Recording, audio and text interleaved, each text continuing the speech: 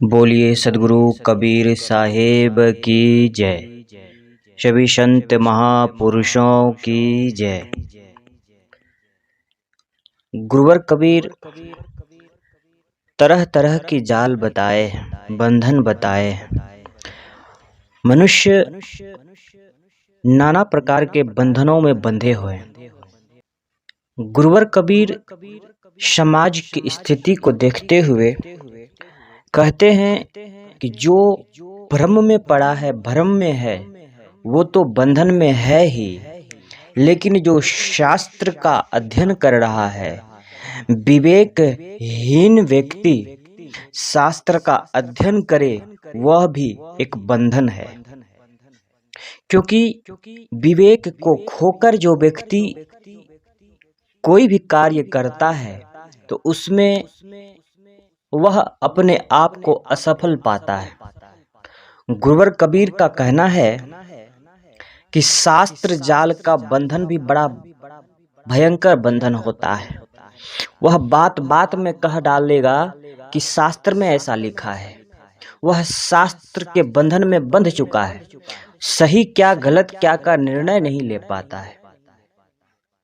ऐसे लोगों से सदगुरु कबीर कहते हैं, रामायणी नंबर 33 में, वेद की पुत्री सुमित्री भाई, सो जेवरी कर लेते ही आई, आप ही बरी आपन गरबंधा, झूठा मोह काल को फंदा, बंधवत बंधा छोड़ियो न जाई, विषय स्वरूप भूली दुनियाई, हमरे देखत सकल जग लूटा, दास कबीर राम कहीं छूटा, राम ही राम पुकारते जिब्या परिगो रोस, सुधा जल पीवे नहीं खोद पीवन की होश। गुरुवर कबीर कहते हैं, हे भाई, स्मृतियां वेदों की पुत्रियां हैं। वे लोगों को बांधने के लिए मानो रस्सी लेकर आई हैं। मनुष्यों ने अपने हाथों से रस्सी बटकर अपने गले को बांध लिया है। कोई मनुष्य अगर खुद के गले को अपने ही हाथों से बांध ले तो उसे क्या कहा जाए? समझदार तो नहीं कहा जा सकता है। वैसे ही वेद शास्त्र ईश्वरकृत है, इसीलिए बिना विचार किए उनको स्वतः प्रमाण मान लेना चाहिए। यह मोह व्यर्थ है और कल्पना का फंदा है, गले की फांसी। मनुष्य की नित्य नए नए बंधनों से अपने को बांधते बांधते भली भांति बंध तो जाता है, परंतु उन बंधनों को वह खोलकर फेंक नहीं पाता। अब एक रस्सी से कोई व्यक्ति अपने आप को बांधे तो वो खोल सकता है, लेकिन विषय वासनाओं के बंधन को अगर एक बार आदमी बांध लेता है तो उसे खोल पाना बड़ा मुश्किल होता है, नहीं फेंक पाता है। संसारी लोग विषयों एवं देह ही को अपना रूप मानकर अपने शुद्ध चेतन स्वरूप को भूल गए। मेरी समझ से तो संसार के सारे लोग माया द्वारा लूटे गए हैं, परंतु उपासक लोग राम राम कहकर छूटने की आशा करते हैं। किंतु राम राम कहते कहते इनकी जीभ में घटे एक छाले पड़ गए। यह पात्र में रखा हुआ शुद्ध जल नहीं पीते, कुआं खोदकर पीने की लालसा रखते हैं। सदगुरु कबीर कहते हैं, जो व्यक्ति विषय वस्तु में डूबा है, मोह में डूबा है, माया में डूबा है, वह तो लूटे ही गए। लेकिन जो ये मानकर अपने आप को सुरक्षित महसूस करते हैं कि राम नाम का नाम रट लेने से कोई बंधन आपको नहीं बांध सकता, सभी बंधनों से मुक्त हो जाएंगे, तो उन व्यक्तियों के लिए सदगुरु कबीर कहते हैं कि उनके भी जीभ में छाले पड़ गए, जीभ में फोड़ा हो गया, जीभ घाव हो गया, लेकिन मुक्त नहीं हो पाए। क्योंकि राम राम रटने से किसी को मुक्ति मिल जाए, किसी को शांति मिल जाए, यह असंभव बात है, यह थोड़ी अचंभित बात है। रामायणी नंबर 31 की व्याख्या के आरंभ में भी बताया गया है कि वेदों के बाद ब्राह्मण आरण्यक सूत्र ग्रंथ बने। इनके पश्चात स्मृति ग्रंथ बनने लगे। ईसा के सैकड़ों वर्ष पूर्व से लेकर ईसा के 1000 वर्ष बाद तक भी स्मृति ग्रंथ बनते रहे।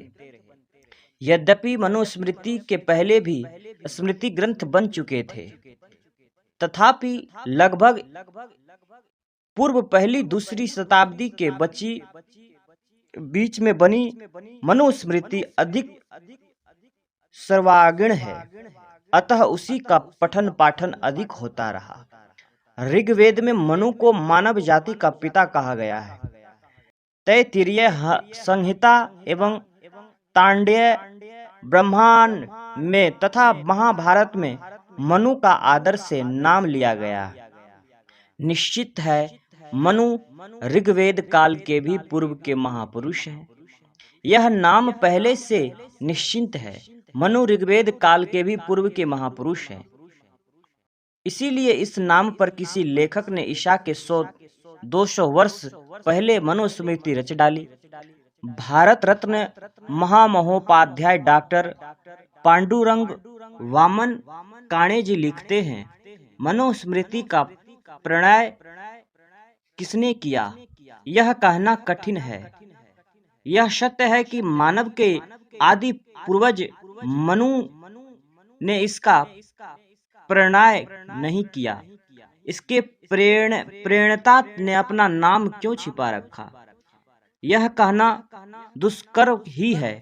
हो सकता है कि इस महान ग्रंथ को प्राचीनता एवं प्रामाणिकता देने के लिए ही इसे मनुकृत कहा गया है। वर्तमान मनुस्मृति में 12 अध्याय एवं 2694 श्लोक हैं। मनुस्मृति सरल एवं धारा प्रवाह शैली में प्रवीण है। इसका व्याकरण अधिकांश पाणिनि सम्मत है। धर्म सूत्रों से बहुत कुछ मिलते जुलते हैं। इसके बहुत से श्लोक वशिष्ठ एवं विष्णु के धर्म सूत्रों में भी पाए जाते हैं। भाषा एवं सिद्धांतों में मनुस्मृति एवं कौटिल्य में बहुत कुछ समानता है।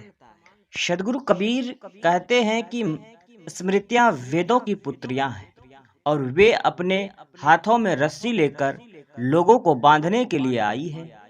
क्या सचमुच स्मृतियां लोगों को बंधन ही देती है? क्या वे मनुष्यों के पतन के लिए ही बनाई गई है?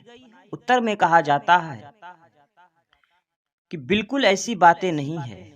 मनुस्मृति आदि स्मृतियों में धर्म, आचार, राजनीति, दंड विधान, 4 वर्ण एवं 4 आश्रमों के कर्म आदि पर बहुत प्रकाश डाला गया है। जब श्रृंगारिक एवं जासूसी उपन्यासों में अच्छी अच्छी बातें मिल जाती है, तब जो धर्मशास्त्र के रूप में है, उन स्मृतियों में अच्छी एवं काम की बातें क्यों नहीं होगी? स्मृतियों में बहुत सारी भ्रांतियों के साथ 2 प्रबल दोष है।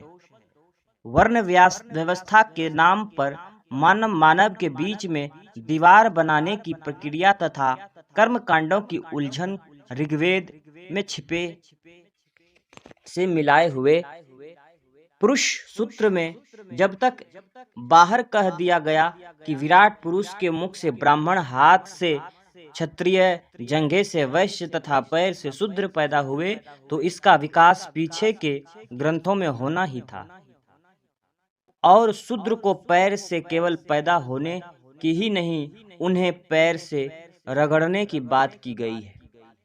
इन बातों की चर्चा 14वीं एवं 31वीं रामायणी की व्याख्या में कर आए हैं। स्मृतियां प्राय पुरोहित पंडितों की लिखी है और इनमें घोर पक्षपात की बातें कही गई है। बातों पे गौर करिएगा। शूद्रों के नाम की घृणित रखने की राय दी गई है, जैसे झाड़ू, झाखड़, बेकारू आदि। उन्हें शमशान के तुल्य अशुद्ध कहा गया। उन्हें स्वर्णों का गुलाम बताया गया और राय दी गई कि स्वर्ण जब चाहे तब शूद्र को उखाड़ फेंके, उन्हें पीट दे या उनका वध भी कर दे।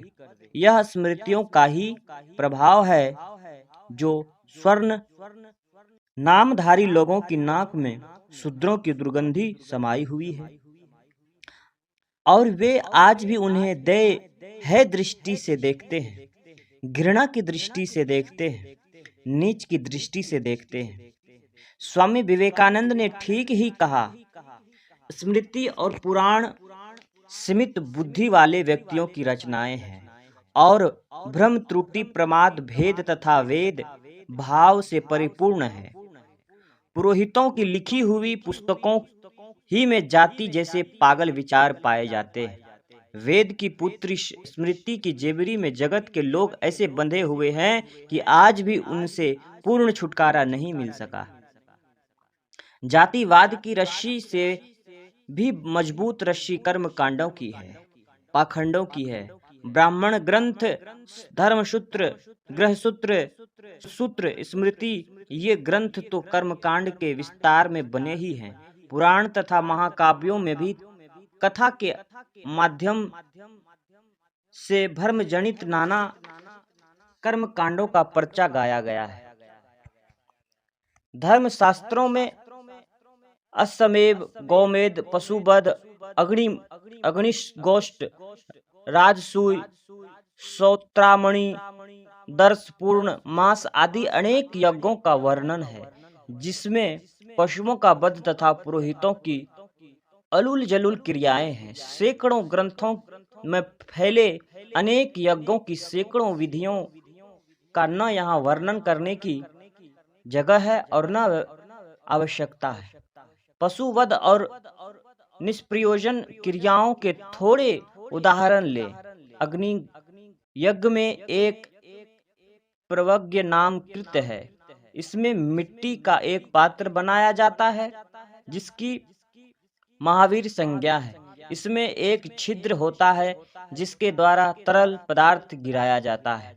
इसी प्रकार दो अन्य महावीर पात्र होते हैं। पिणवन नामक अन्य दो दुग्ध पात्र होते हैं और रोहिणी नामक दो प्यालियां होती है जिसमें रोटियां पकाई जाती है। महावीर पिणवन एवं पौहिण रोहिण गाहरण त्याग्नि से प्रज्वलित घोड़े के गोबर की अग्नि में तपाए जाते हैं। कुछ लोगों के मत से ये पात्र दक्षिणायन में तपाए जाते हैं। रोहिणी में दो पुरोडास पकाकर प्रातः एवं साय दिन तथा रात्रि के लिए आहुति रूप में दिए जाते हैं। महावीर पात्र को मिट्टी से बने उच्च स्थल पर रखकर उसके चतुर्दिक अग्नि जलाकर उसमें घी घोड़ा जाता है। प्रमुख महावीर पात्र को प्रथम पात्र माना जाता है।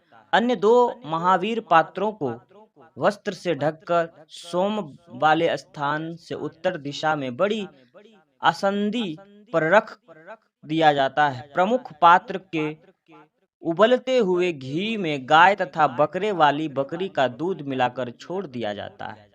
इस प्रकार से मिश्रित गर्म दूध को घर्म कहा जाता है, जो अश्वनोग्य वायु, इंद्र, सविता, बृहस्पति एवं यम को आहुति रूप में दिया जाता है।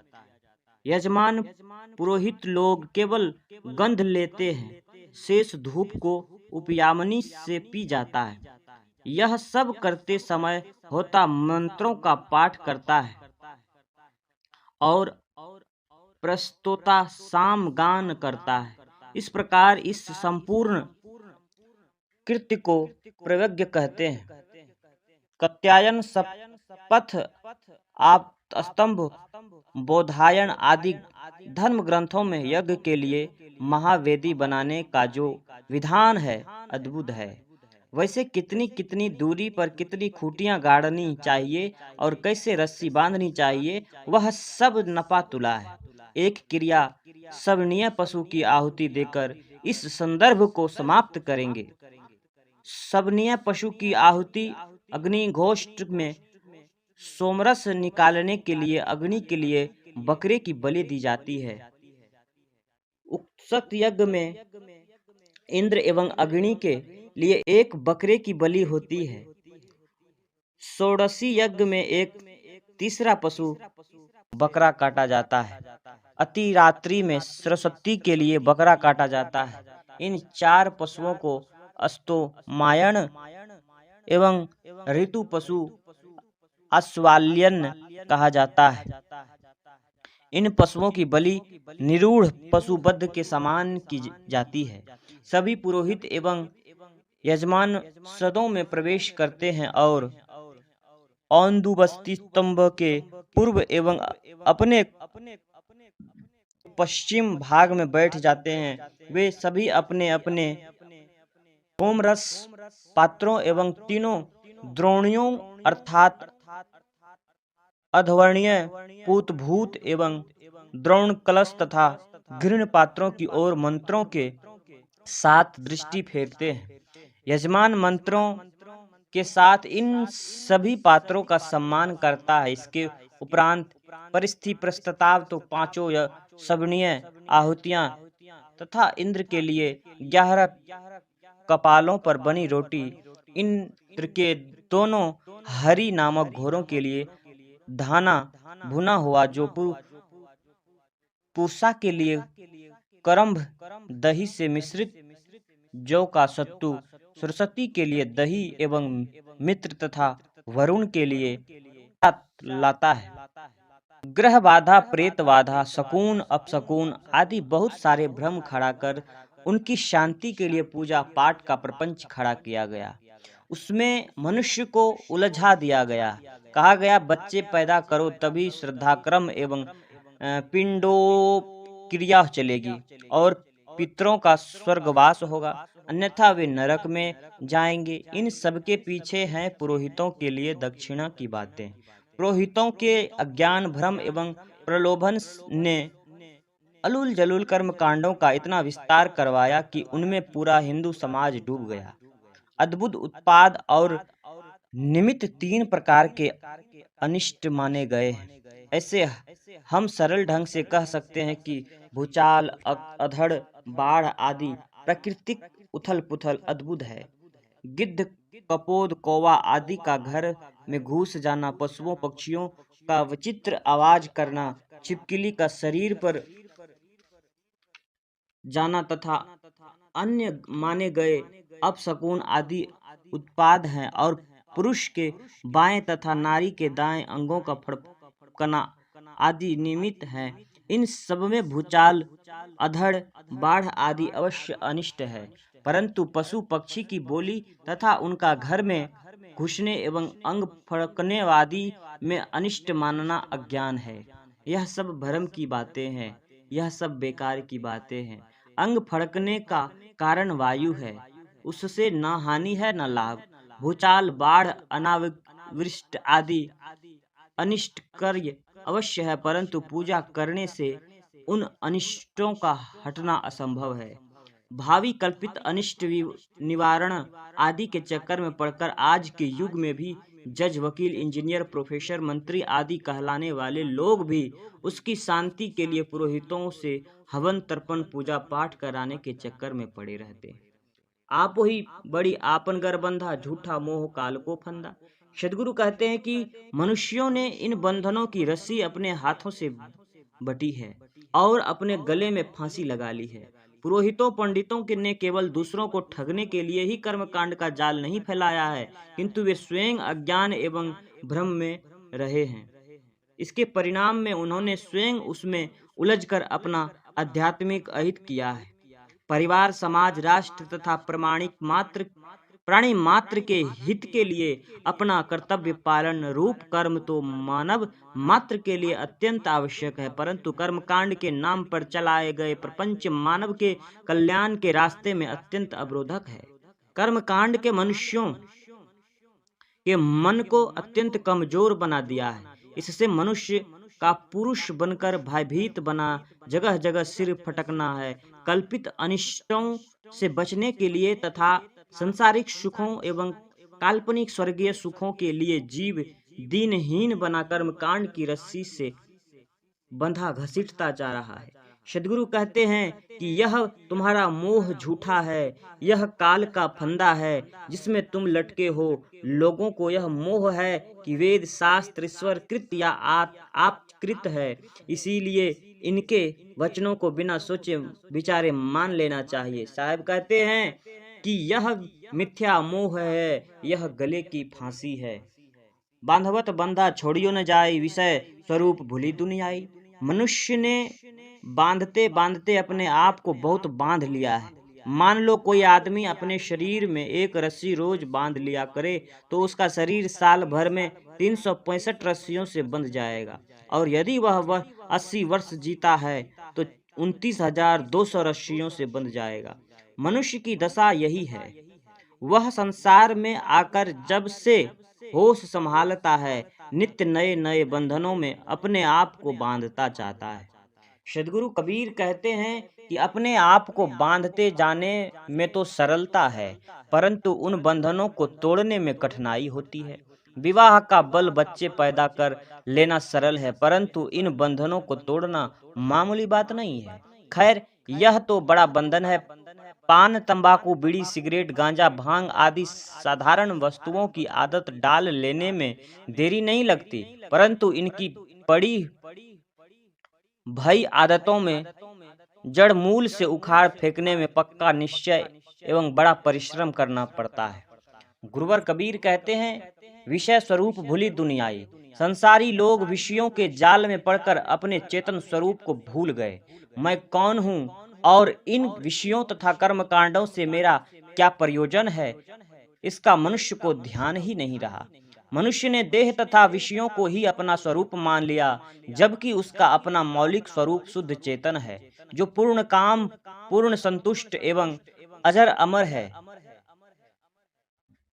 ऐसे अपने शुद्ध स्वरूप का बोध न होने से जीव नाना कर्म कांडों एवं विषयों में भटकता रहता है। हमरे देखत सकल जग लूटा। सद्गुरु कहते हैं कि मेरी दृष्टि में, मेरी समझ में संसार के सारे लोगों के बोध एवं शांति धन लूट गए। जो अपनी सत्ता और महत्ता को न समझ सके, जो पदे पदे भयभीत होकर घुटने टेकता फिरे, जिसे अपने आप का बोध न हुआ हो और जो अपने आप में तृप्त न हुआ, वह निश्चिंत है कि लुट गया है। किसी कल्पित देवता एवं ईश्वर की गुलामी भी तो गुलामी है। मनुष्य तब तक पूर्ण नहीं होता जब तक उसे दूसरे की आवश्यकता का बोध होता है। पूर्ण तृप्त होने पर छाड़ सकल की आस की दशा आने पर ही सब कुछ तेरे पास हो सकता है। दास कबीर राम कही झूठा, उपासकों पर व्यंग है। कबीर साहब कहते हैं कि जो ईश्वर के दास हैं वे राम का नाम लेकर माया के बंधनों से छूट जाना चाहते हैं, परंतु सद्गुरु कहते हैं राम ही राम पुकारते जिब्या परिगोरोस। सुधा जल पीवे नहीं खोद पीवन की होश। राम राम रटते रटते जीव में छाले भले ही पड़ जाएं, परंतु इससे न तो स्वरूप ज्ञान मिलेगा और न स्वरूप स्थिति होगी।